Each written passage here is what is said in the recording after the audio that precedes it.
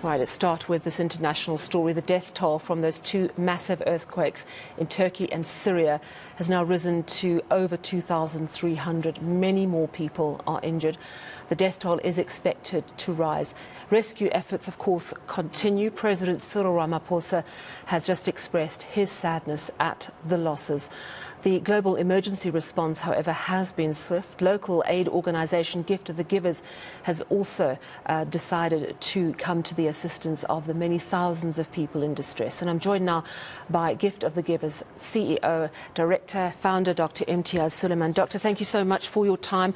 I understand you spent a lot of the day in discussion with Turkish authorities here. What are you hearing about what it's like on the ground?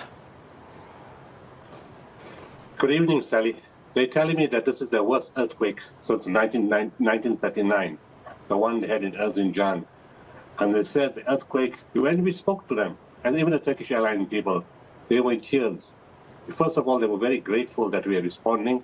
And secondly, they had the TV on in front of them and said, look at this, how people have passed on, how difficult it is. And then they said, look at the weather, the snow, the rain and the cold. It's very difficult to take the people out. We appreciate any support we can get from anywhere in the world, and we're very thankful for the people that are coming through from all parts of the world to assist us. We need all the help. We got two big earthquakes, one 7.8, the other one 7.5, but multiple aftershocks. And they said it's complicated because it's not in one city. It's in several cities, and they need to send the teams to several areas. They need search and rescue teams, urban medical teams, and equipment to assist. And they said they will be grateful for any assistance. They will facilitate all teams, equipment, everything. They will do everything, but they're grateful that teams are coming. Talk to me about what Gift of the Givers is doing. I understand you're sending multiple teams to the area. Yes, remember that earthquake is in Turkey and in Syria. And in Syria, of course, we have one of the largest hospitals in the northwest of the region. Already 35 deceased people just came from some areas. And we've seen 173 casualties just from a small area. All the hospitals in that area and clinics are converted to emergency centers. So the death toll in Syria alone is also very huge, and the casualties are very high. We're augmenting support for our hospital teams there. In terms of Turkey itself, of course, we have a child care center in Gaziantep. The kids had to be evacuated when the earthquake, when the tremors came. Fortunately, the building's not damaged and nobody was injured. But sadly, the brother of the founder members of the child care center that works with us is missing in a place called Hatay, where his building collapsed, and they can't find him at the moment. To deal with the situation, we're sending search and rescue teams. We've got the first 25 people ready to fly out tomorrow evening. The next that will be followed by medical teams. The next 35 medical team members are ready.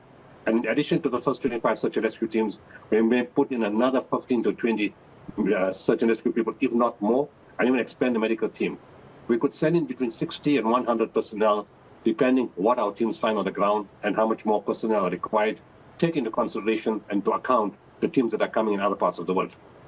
Now, you're a medical doctor as well as a humanitarian. Talk to me about how long someone might be able to survive under the rubble of an earthquake. Does the very cold weather make it does it increase or decrease the chance of survival? Well, we've pulled out people from the earthquake in Haiti 8 days later. We've heard of 15, 17 days, 25 days, but those are very, very rare cases. People, depends how injured they are, how cold they get in the conditions. It's possible. The Turkish authorities are worried about the cold, that it's going to aggravate the situation, and people will perish because of hypothermia. And Turkey gets very, very cold, especially in those areas where the earthquake has taken place. It's anybody's guess what's going to happen and how it's going to happen. People perish immediately. People survive 3 days, 5 days, 7 days, 10 days, 15 days. That's all due to fate.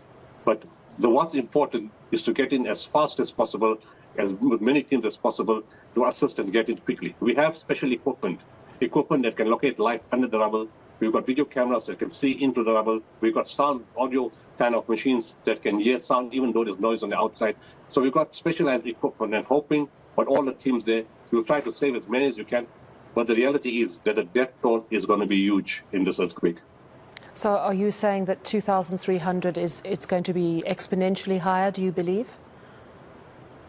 Substantially more than that. Remember this morning it was 500. And, and of course we haven't counted everybody. And in a situation like this, you're not spending time working on stats. All the stats haven't come in. People are worried about saving lives, not about counting bodies. So those stats will be probably accumulating far more than that. Nobody knows. The figures are going to be high. Just the amount of, and I've been to Turkey 28 times. The buildings are high. They're solid. They're full of concrete. If they collapse, it's going to be mass casualties. People are going to die, and the buildings are so close to each other. The populations are huge, and there's just too many people living in those areas. So the death toll is certainly going to be much higher than 2,300. This is so tragic. As you say, you've been to Turkey many times, and you are going to be going back to Turkey as part of these rescue efforts. You told me just before we started the interview. There are a lot of other countries and a lot of other humanitarian organisations who are arriving to help, which is wonderful news in the sense that there are more people to try and rescue. But I would imagine it must require a great deal of coordination to make sure that all the areas are covered properly, that areas are not left out, that two teams don't arrive in the same area. How does it actually work on the ground? Well, your success is dependent on the success of the organization of the country itself. And that's why we prefer working through the government. Turkey, the other thing they told me, they said, sadly, we've done this many times before. They've had numerous earthquakes, not as big as this one, and as big as the one in 1939. But they have earthquakes every now and then. So they said, sadly, we're quite used to this. We are ready for this. And when I spoke to the Turkish ambassador, she called Turkey in front of me. And there's an organization called AFAD, AFAD.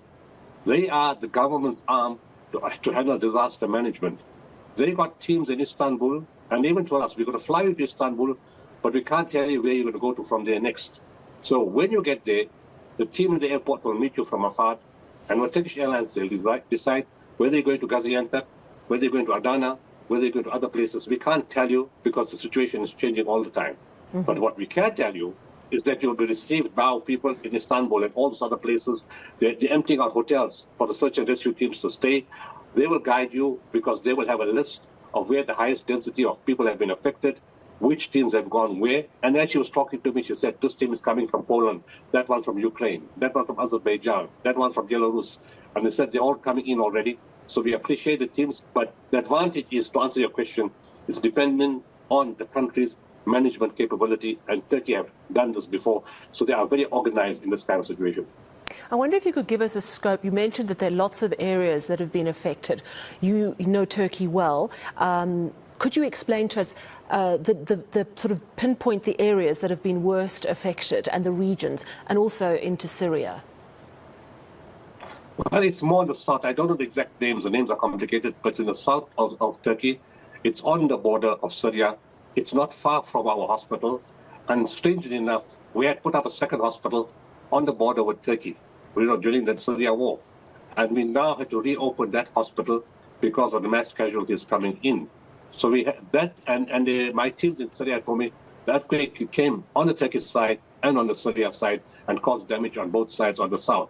Gaziantep is one of the main areas of entrance into Syria. The other place is Hatay, where there's an airport and just damage. But there's 4 or 5 other names. I don't know the names exactly. It's so complicated. On the Turkish side, where they said the damage has been substantially high. My teams, the ladies that run the childcare center, said in our street we're fine in Gaziantep, but behind us in the village there's been lots of damage.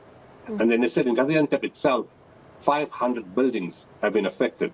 Wow. Now you take the amount of buildings, the amount of people in that one area only, and a similar amount of buildings in all other areas. Also, you can't get the stats because probably they haven't reached all the areas. It's snowing.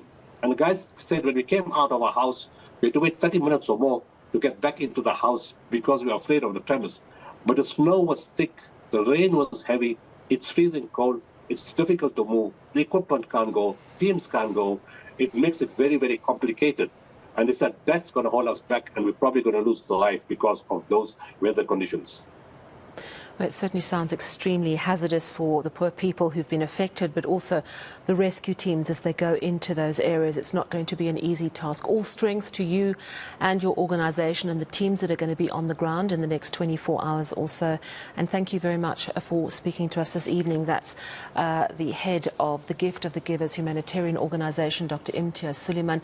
The death toll is standing at now 2,300 plus. And Dr. Sooliman saying that he thinks it's going to sadly reach much higher than that.